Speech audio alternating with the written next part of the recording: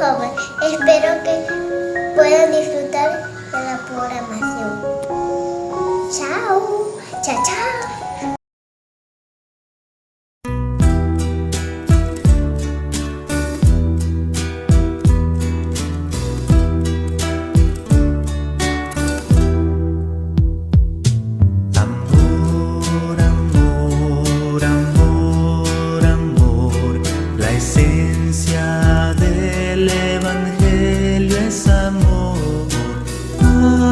Vecino como a tu hermano, amor, amor, amor.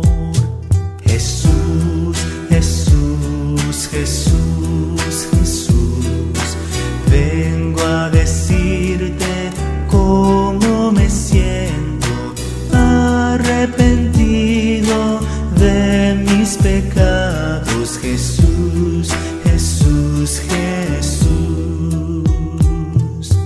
Dios es amor.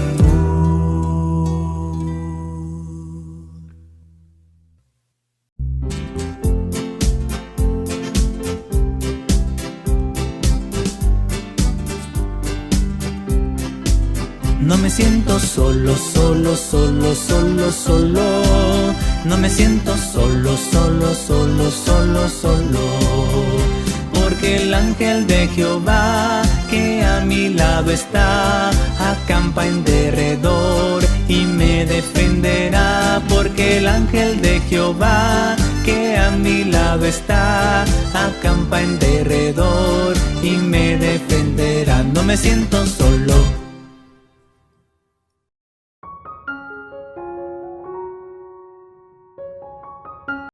Conmigo Él está para siempre, por la eternidad. Estos instrumentos pues son nuestros. Hay instrumentos de viento, tenemos un violín, un guitarrón de cuerdas. Normalmente el talento que Dios nos ha dado lo utilizamos para alabarlo en cuestión de cuerdas y viento. Con el que más me identifico es con la guitarra acústica. Aprendí a tocar a través del jefe, de nuestro padre. Él desde muy pequeños nos enseñó a agarrar la guitarra, a experimentar con las cuerdas, y de ahí ya la pasión de querer aprender solos. El talento que Dios me ha dado, lo desarrollamos en la iglesia, cantamos como solista, como grupo a veces tocamos como mariachi también, con el guitarrón, tratamos de hacer un grupo conjunto. Cuando tocamos con banda filarmónica somos 10 elementos. Algunos instrumentos que tenemos por acá son de mis hermanos, músicos, por lo menos tres músicos, uno con la trompeta, la tuba, al mismo tiempo podría tocar trompeta y tuba, y la otra niña, mi otra hermana que es Sofía, con el saxofón. Yo toco los timbales, en este caso la tarola. He decidido entregar mis talentos a Dios porque realmente Él es quien nos dio todo. La verdad que esos instrumentos han llegado solos. No hemos esforzado en tener que gastar por un instrumento que necesitamos. Siempre Dios ha puesto los medios. No ha pasado por mi cabeza utilizar eso para lo secular, sino para Dios, quien es que nos ha dado toda esa posibilidad de tocar. Hay un salmo que dice: Jehová es mi luz, mi salvación, ¿de quién temeré? Jehová es la fortaleza de mi vida. Esa siempre es nuestra inspiración antes de alabar al Señor. He tenido muchas experiencias para decir que tengo que alabar a Dios mediante el canto, pero sinceramente ha sido por enfermedad, porque desde muy pequeño he sido muy enfermizo. De tantas enfermedades que he sufrido, de repente la música me consuela. Hay un canto que me gusta cantar con la guitarra, Prefiero a mi Cristo. Ese canto fue uno de mis favoritos cuando estuve tan enfermo de de aneurisma cerebral y también en ese tiempo yo experimenté algo de desánimo. Entonces empecé a retirarme de la música, incluso comencé a trabajar los sábados. Pero después de eso escucho este himno, me conecta porque es un himno del himnario que yo debí escuchar desde antes. Me emociona y digo ya basta, no más. Ese himno me empezó a identificar y agradezco a Dios porque a través del canto yo mismo me he convencido de Dios. Realmente yo invito a los jóvenes, no solamente a los jóvenes, tal vez porque yo sea un joven, quiero hablar directamente a ellos, pero incluso a los niños, a los que van empezando. Yo he batallado con los jóvenes de la banda, tenemos banda filarmónica, tenemos una agrupación. Realmente los animo, porque alabar a Dios, no quien sea lo hace. Yo me entristezco cuando veo músicos buenos, que de verdad dominan un instrumento a la perfección, me admira, pero son de lo secular. Y yo digo en mi mente, platico a mí mismo y digo, ¿cómo es que esos talentos yo los necesito en mi iglesia? Si yo tuviera esos músicos en mi banda, si yo tuviera ese guitarrista en mi iglesia, esto sería tremendo. ¿Cuánta gente no vamos a alcanzar? Entonces yo animo a los jóvenes. Esta es una etapa tan difícil, la música realmente nos ha dominado y creo que el enemigo ha tratado de utilizar la música para alejarnos, los ritmos. Yo los animo, yo animo a que no dejen de hacer lo que practican. Si tienes un instrumento en casa, dedícalo al Señor. Si sea de viento, sea de cuerda, dedícaselo a Dios.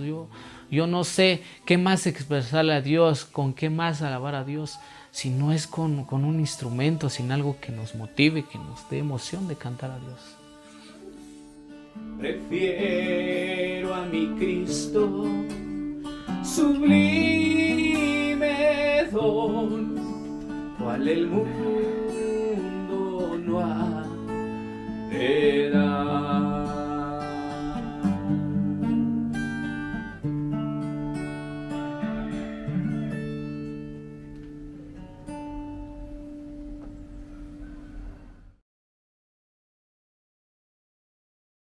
Maestro del apóstol Pablo, a Pedro de Gamaliel, C. Bernabé de Nicodemo, tiene 5 segundazos para responder. Y la respuesta correcta de la alternativa B, Gamaliel. Puedes encontrar la respuesta en el libro de los Hechos, capítulo 22, versículo 3. Pregunta 12. ¿Quién fue hermano del rey Abimelech? A. Roboam, B. Jotán, C. Josafat, D. Acaz. Tu tiempo, mi cristiano curioso, comienza ahora. Y la respuesta correcta de la alternativa B, Jotán. Puedes encontrar la respuesta en el libro de los Jueces, capítulo 9, versículos del 1 al 5. Pregunta 13. ¿Quién era rey de Israel en los tiempos del profeta Elías? A. Acaz, B. Roboam, C. Onri, D. Acab. Tienes 5 segundazos para responder. Y la respuesta correcta de la alternativa D, Acab. Encuentra la respuesta en el primer libro de Reyes, capítulo 17, versículo 1. Pregunta 14. ¿A qué país fue a vivir Abraham cuando hubo hambre en la tierra? A. Egipto, B. Babilonia, C. Siria, D. España. Tu tiempo, mi cristiano curioso, comienza ahora. Y la respuesta correcta es la alternativa A, Egipto. Puedes encontrar la respuesta en el libro de Génesis capítulo 12, versículo 10. Pregunta 15. ¿Quién fue el hermano de Jacob? A. Saúl, B. Isaac, C. Esaú, D. Val. Tienes 5 segundazos para responder. Y la respuesta correcta es la alternativa C, Esaú. Encuentra la respuesta en el libro de Génesis capítulo 25, del 25 al 26. Pregunta 16. ¿Qué pariente de Pedro estaba gravemente enferma? A. Su madre, B. Su suegra, C. Su esposa, D. Su hermana. Tu tiempo, mi cristiano curioso, comienza ahora. Y la respuesta correcta es la alternativa B, su suegra. Puedes encontrar la respuesta en el Evangelio de Marcos capítulo 1, versículo 30. Pregunta 17. Ante los ancianos de qué ciudad Pablo dio un último discurso de despedida? A. De Filipos, B. Corinto, C. De Éfeso, D. De Galacia. Tienes 5 segundazos para responder. Y la respuesta correcta es la alternativa C, Éfeso. Puedes encontrar la respuesta en el libro de los Hechos, capítulo 20, versículos 17 al 35. Pregunta 18. ¿Qué mujer no le abrió la puerta a Pedro después que fue liberado de la cárcel milagrosamente? A. Rode, B. Priscila, C. María, D. Eunice. Tu tiempo, mi cristiano curioso, comienza ahora. Y la respuesta correcta es la alternativa A, Rode. Puedes encontrar la respuesta en el libro de los Hechos, capítulo 12, versículos del 12 al 17. Pregunta 19. ¿Cuál era la enfermedad que padecía el padre de Publio, un hombre principal de la isla de Malta? A. Disentería, B. Hidropesia, C. Sordera, D. Lepra. Tienes 5 segundazos para responder. Y la respuesta correcta es la alternativa A, disentería. Puedes encontrar la respuesta en el libro de los Hechos, capítulo 28, versículo 8. Pregunta 20. ¿Qué ocupación tenía un colaborador de Pablo llamado Zenas? A. Pescador, B. Intérprete de la ley, C. Gobernador, D. Dirigente. Tienes 5 segundazos. Tu tiempo, mi cristiano curioso, comienza ahora. Y la respuesta correcta es la alternativa B, un intérprete de la ley. Encuentra la respuesta en la carta a Tito, capítulo 3, versículo 13.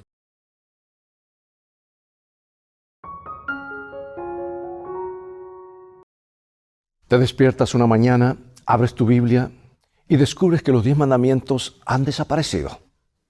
Pasas las páginas hasta llegar al Nuevo Testamento y descubres que también han borrado el Sermón del Monte. Ama a tus enemigos. Ya no está. Ha sido eliminada la regla de oro. Todas las directivas de ser fiel a tu esposa y no cometer adulterio son historia, obsoletas. ¿Qué sería de nuestro mundo sin religión? Ve por tu Biblia y mantente en sintonía.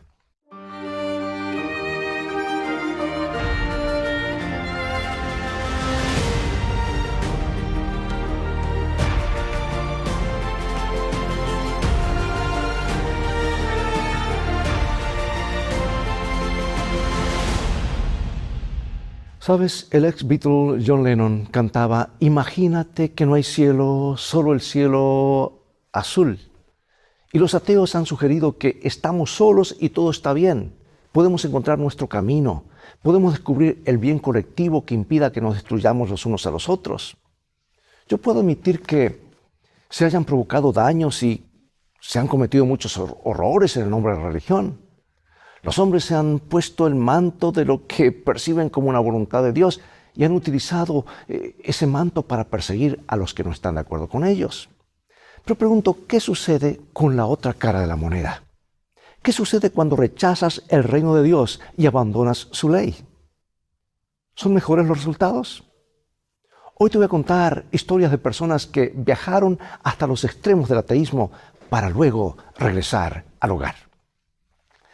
A finales del 2004, la cadena de televisión estadounidense CBS, en el programa 60 Minutos, dieron a luz un escándalo alucinante al que denominaron la estafa de la lotería canadiense. Hombres y mujeres sinceros, muchos de ellos ancianos, recibían llamadas telefónicas inesperadas. Buenas noticias, les decía una voz. Acaba de ganar la lotería. ¿En serio? Así es. Se les decía que una enorme cantidad de dinero sería enviada a sus casas, pero había un requisito que cumplir. Los impuestos debían pagarse por anticipado. Eran $10,000 y tan pronto como el cheque fuera acreditado, el pozo, esa cantidad de $240,000 sería entregado a domicilio. Una señora estuvo a punto de cerrar su cuenta bancaria y enviar los $10,000 cuando el hombre le llamó por segunda vez. Estaba muy emocionado. Usted no va a creer, le dijo. Acabo de colgar el teléfono y me informaron que el ganador del primer premio ha sido descalificado. Esta vez, en vez de $240,000, ¿qué le parecería cobrar $2 millones? Obviamente los impuestos serían más altos, $70,000, pero ¿qué es eso comparado con $2 millones? Es una gota de agua en el balde. Y así fue como un hombre que se hacía llamar William Foley esquilmó un grupo de personas inocentes por un valor de $50 millones. Ese tipo de operaciones se solían llamar estafas de cuarto caliente porque 20 o 30 sinvergüenzas se sentaban en un sótano secreto, sin ventanas, con docenas de líneas telefónicas para realizar las llamadas una tras otra, trabajando con una lista digital de personas a las que les gusta participar de sorteos y loterías. Y hoy en día el operativo es mucho más sofisticado. Basta con comprar un celular y ya está en funcionamiento. Lo más sorprendente es que estos charlatanes les dan a las víctimas su número de teléfono para que les devuelvan la llamada. Si tienen alguna duda, llámeme, les dice, para generar confianza. Aquí voy a estar. Si tiene dificultades para reunir el dinero de los impuestos, llámeme. Trataré de ayudarlo.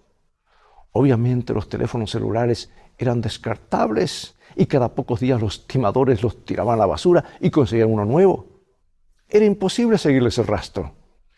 Era una profesión fluida, exitosa, con excepción de una sola cosa. Estaba mal. Y William Foley sabía que estaba mal. Tú y yo sabemos que no estaba bien. El fiscal general de Texas, Greg Abbott, sabía que estaba mal y estaba detrás de los pasos de Foley porque gran cantidad de sus electores fueron esquilmados. Todos sabemos que algo está mal. Pero tengo una pregunta, ¿por qué está mal? Si no eres una persona religiosa y no crees en los 10 mandamientos, ¿qué tiene de malo saquear a algunos ancianos? Y algunos de estos estafadores, después de que 60 minutos los dejara al descubierto, comenzaron a llamar a algunas de sus víctimas, mintiendo nuevamente que trabajaban para la cadena CBS, ofreciéndoles ayuda para recuperar su dinero. ¡Qué descaro! Pero pregunto, ¿por qué está mal su comportamiento? ¿Es porque vives en un país en el que el 51% de los senadores han votado que es ilegal? Entonces se puede arreglar algo fácilmente. Soborna a algunos de ellos para que voten en sentido contrario y utiliza el dinero que has robado para pagar los sobornos. ¿Cuál es el daño?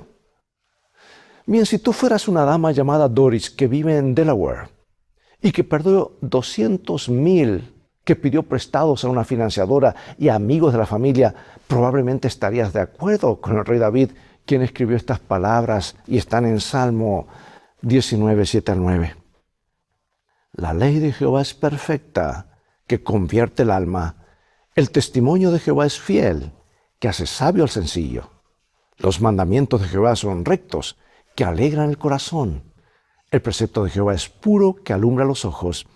El temor de Jehová es limpio, que permanece para siempre. Los juicios de Jehová son verdad, todos justos. ¿Sabes? Hasta los ateos más acérrimos probablemente dirían que tomar ese dinero era un grave error. Aun cuando crean que la Biblia es un cuento de hadas, dirían que está en lo correcto cuando nos dice que tenemos que comportarnos como los demás, comportarnos bien. Probablemente estuvieran de acuerdo con que no robarás es una regla que debería proclamarse desde Washington DC, ¿verdad? Para todo el país y yo diría para el mundo, aun cuando no creyeran en el relato de lo que sucedió en el monte Sinaí. Recordarás tal vez de tus clases de historia o filosofía que el francés Voltaire comenzó a pensar que las historias de la Biblia no eran más que fábulas, que los milagros eran espejismos y el cristianismo en esencia pues era un gran engaño. Sin embargo, aunque puede que lo hiciera cínicamente, estuvo dispuesto a que algunas reglas judeocristianas se exhibieran en distintos lugares de la ciudad. Will Durant lo cita en su libro La historia de la filosofía y dice, una aldea para ser buena debe tener una religión. Quiero que mi abogado, mi sastre y mi esposa crean en Dios. De esa manera, dijo, habría menos personas robadas y menos que fueran engañadas. Estas son las palabras muy notables proveniendo de un hombre incrédulo. Y a pesar de las muchas contradicciones y abusos que Voltaire vio en la religión organizada, algunas veces sintió que era una valla útil, una defensa útil.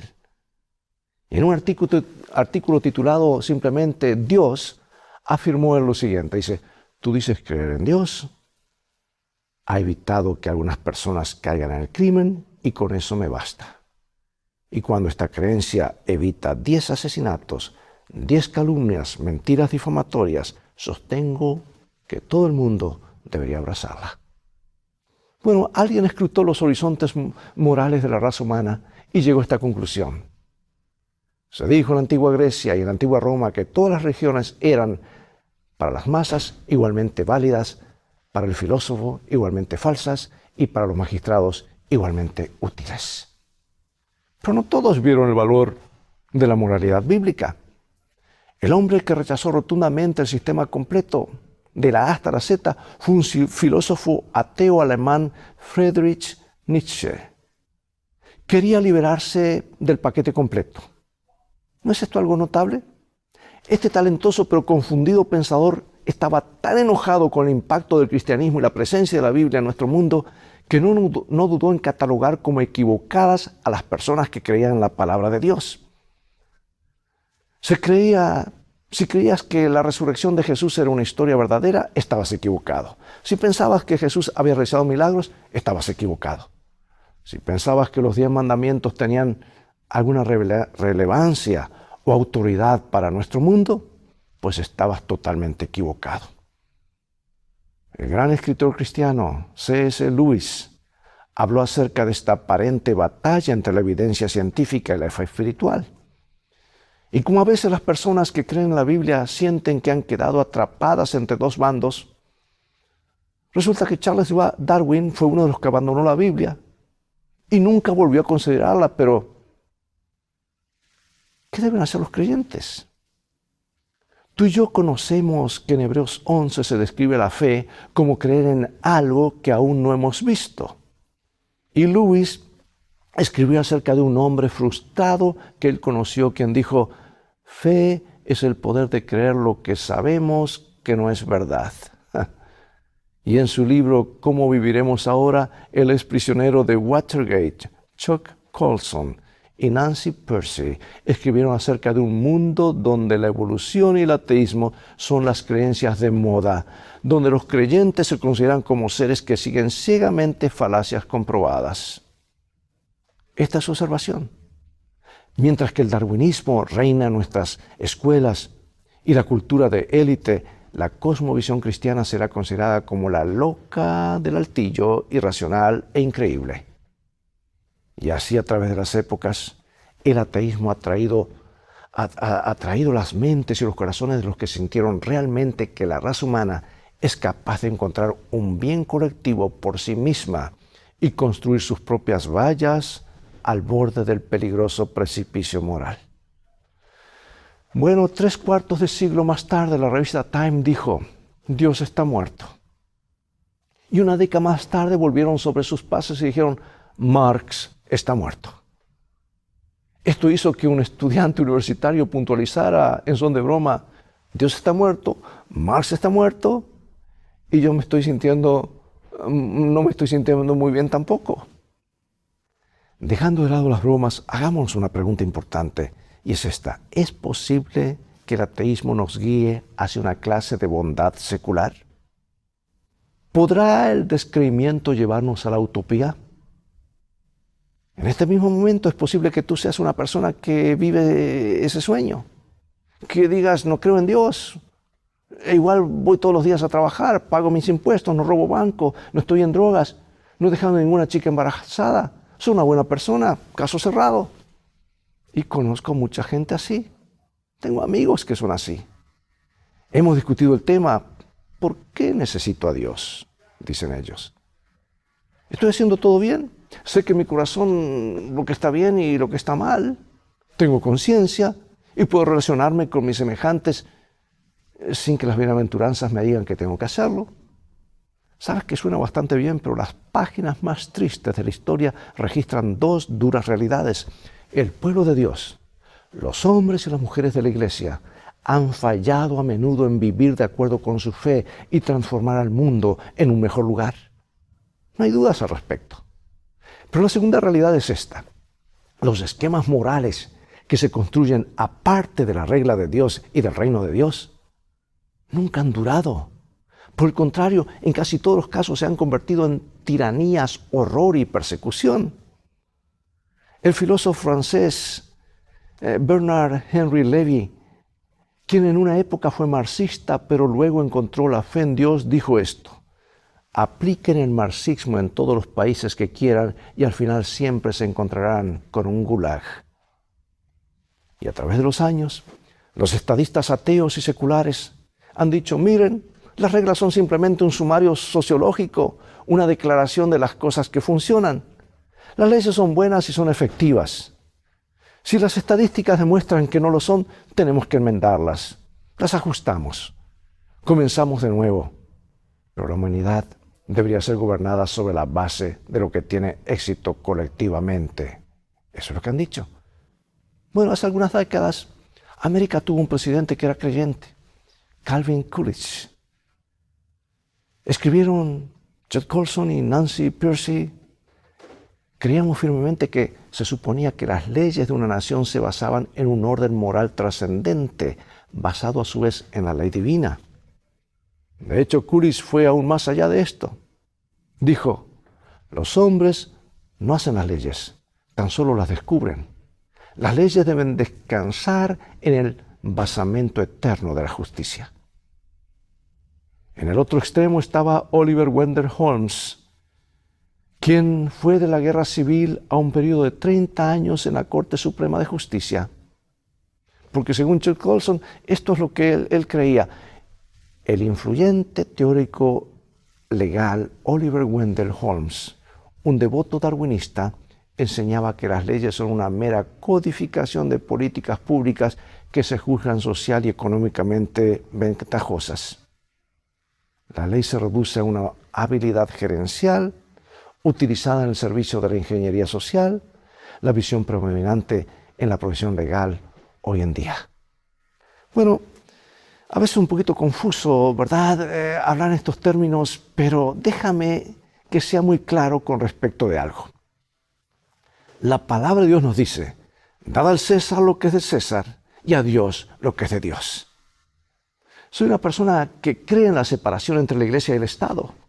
Los cristianos no tienen el derecho de imponer sus creencias y prácticas distintivas a sus vecinos. Y la forma en que la religión de una persona influye en su vida política, es una discusión que nunca termina. Pero a la vez, un mundo en el cual la base moral de la palabra de Dios ha sido erradicada, tiene una base muy movediza. La voluntad colectiva es de un humor público siempre cambiante, y el surgimiento de tiranos que quieren imponerle sus maneras a todos. Un escritor resume la visión de Nietzsche así: el hombre debe levantarse y hacerse cargo. Es una suerte de teología de superhombre, ¿verdad? Y esto es exactamente lo que ha sucedido.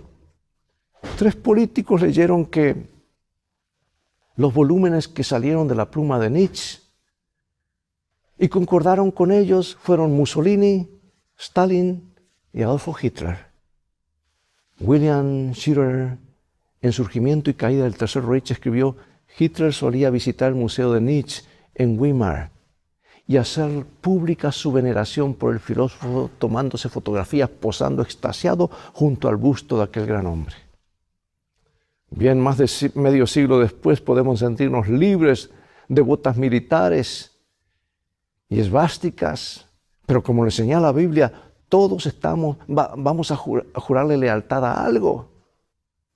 Pienso en las miles de páginas web donde se usan fotos de mujeres y algunas veces hasta de niños para satisfacer la naturaleza carnal de hombres depravados. La filosofía Playboy dice que las mujeres hermosas son esencialmente compañeras de juego, juguetes para usar tanto como nos plazca.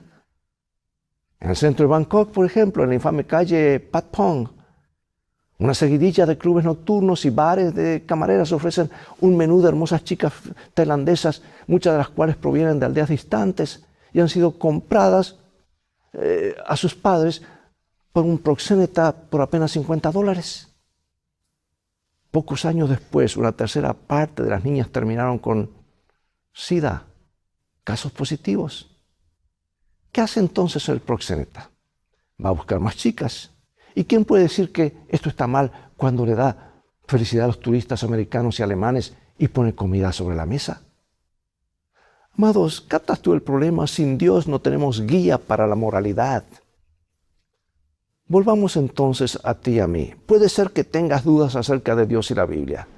Y es posible que vivas en una ciudad donde hay leyes que se ocupan de las cosas y por tu propia voluntad te comportas como un ciudadano bueno y honesto. Y puedes preguntarte, ¿por qué necesitamos a Dios? Un joven erudito llamado Jack Lewis se sintió de la misma manera.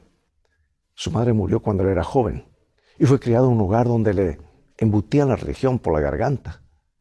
Y pronto decidió que sería ateo y mantuvo en secreto la decisión. En el exterior se comportaba como una persona de moral y se sentía lo suficientemente inteligente como para desarrollar sus propios esquemas sobre lo que estaba bien y estaba mal. ¿Quién necesitaba a Dios para eso? Todo lo que quería es que lo dejaran tranquilo para ser feliz.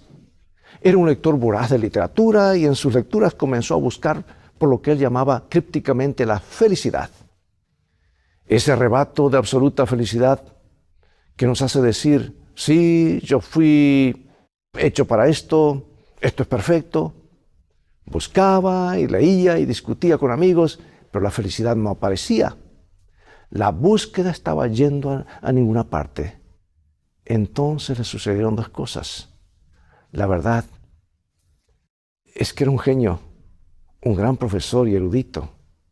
Y mientras leía los libros polvorientos de los grandes pensadores de sus días, algunos ateos y otros cristianos, encontró que los cristianos tenían mucho más sentido.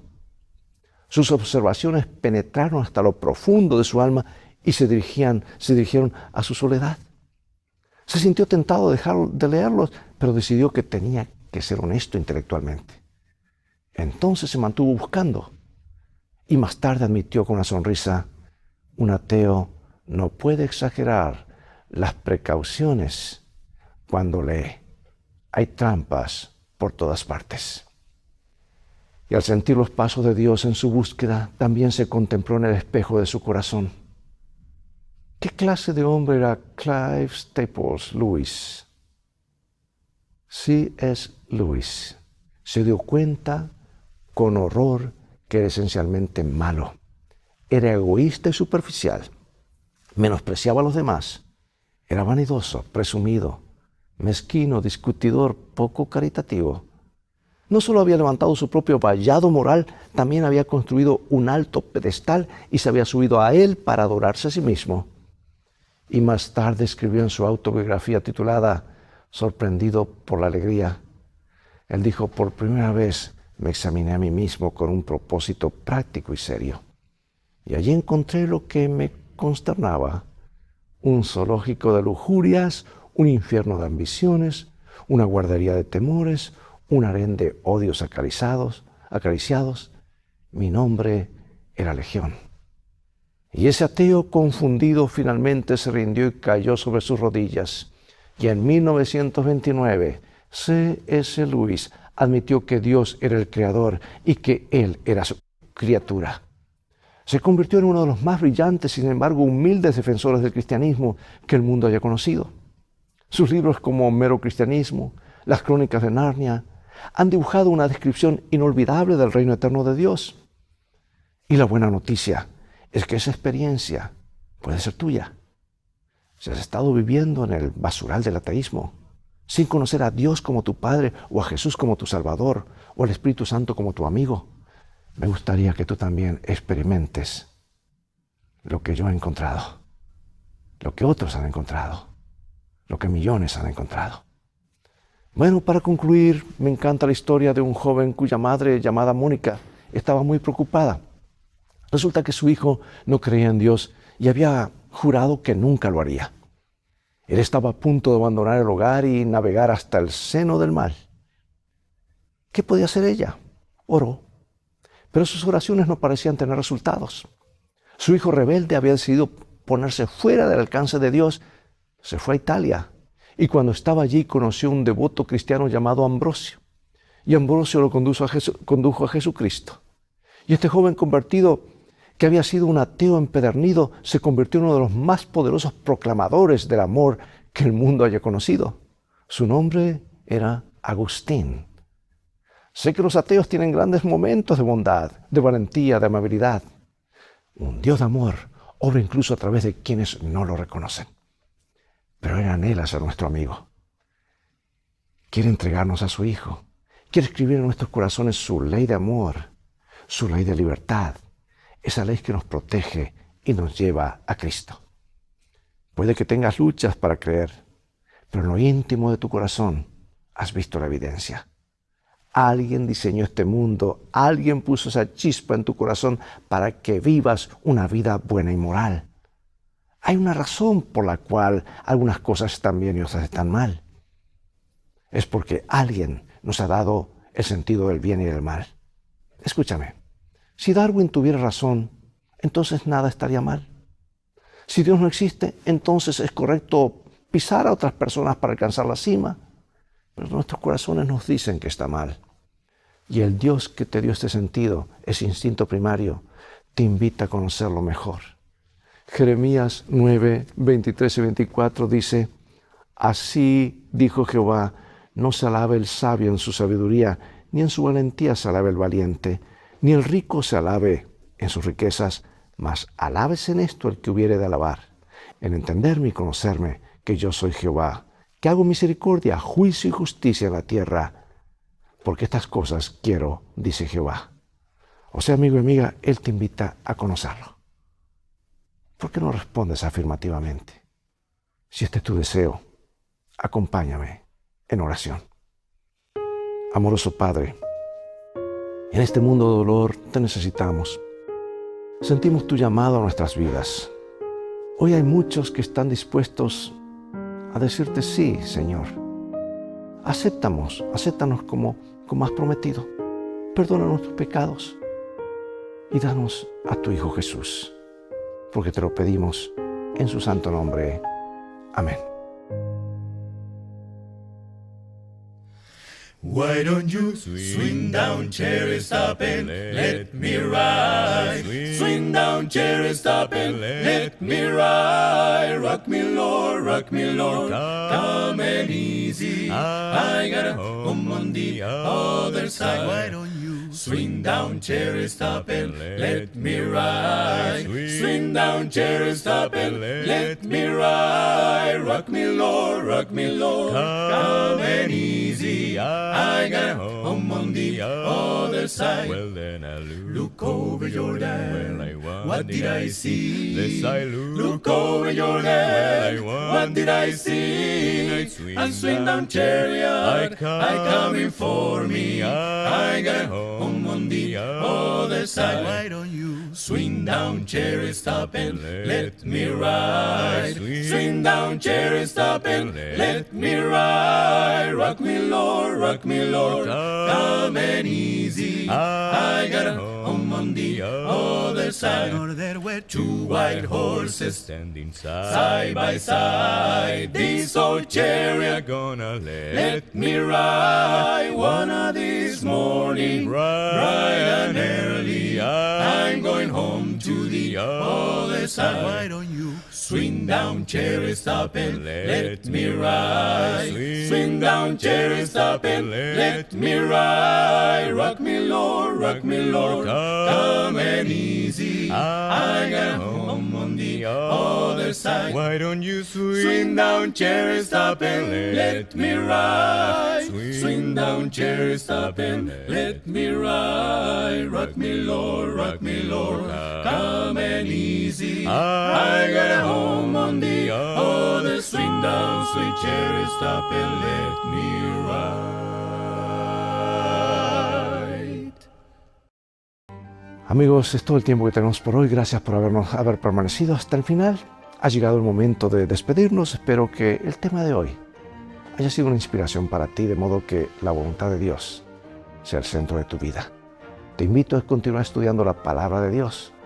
Visita nuestro sitio de internet escritoestá.org, donde podrás obtener una variedad de materiales y estudios bíblicos y compartirlo con tus familiares y amigos, y así transformarte en un canal de bendición para otros.